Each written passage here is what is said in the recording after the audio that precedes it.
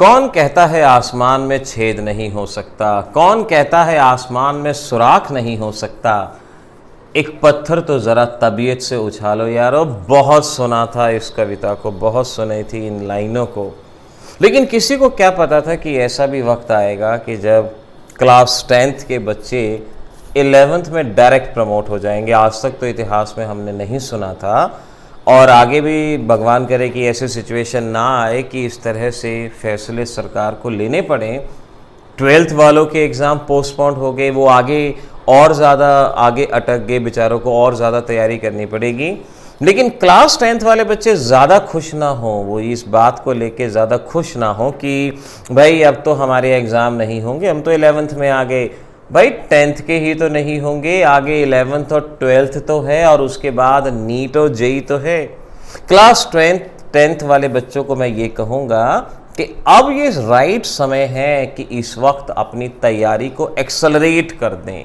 जो समय ये आपको मिल गया है, इस समय का मैक्सिमम बेनिफिट उठाएं, इस समय का मैक्सिमम फ़ायदा उठाएं, और अभी से अपने नीट और जेई की तैयारी के लिए आगे बढ़ना है। आपको आगे कुछ ना कुछ एफर्ट्स करने हैं, क्योंकि अब जब आप तैयारी करेंगे तो आप 2023 के एग्ज़ाम की तैयारी करेंगे, और तब तक तो पूरी उम्मीद है कि ये पेंडेमिक की जो सिचुएशन है ये तब तक कंट्रोल में आ ही जाएगी, तब तक ये इतनी ज़्यादा नहीं फैलेगी।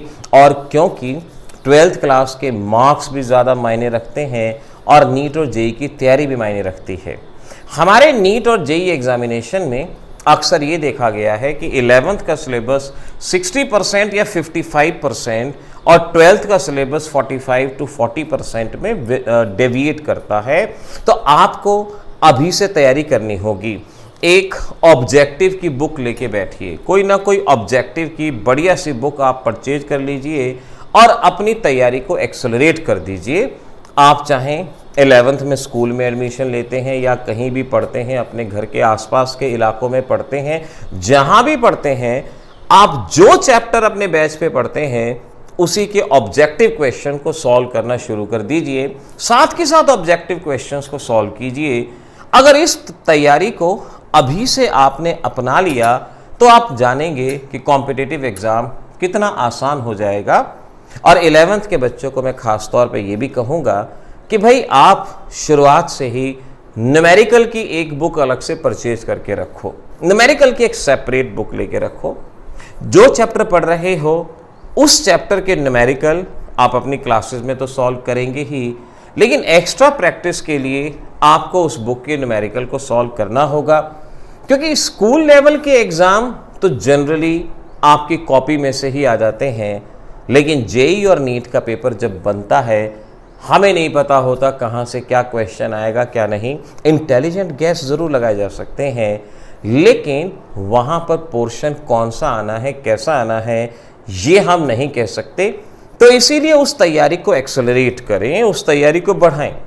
क्लास 12th के बच्चे जिनका पेपर लेट हुआ है, पोस्टपोन्ड हुआ है, वो हताश ना हो, वो ये ना सोचें कि हमें इतने दिन और तैयारी करनी पड़ेगी, इतने दिन और अटक गए।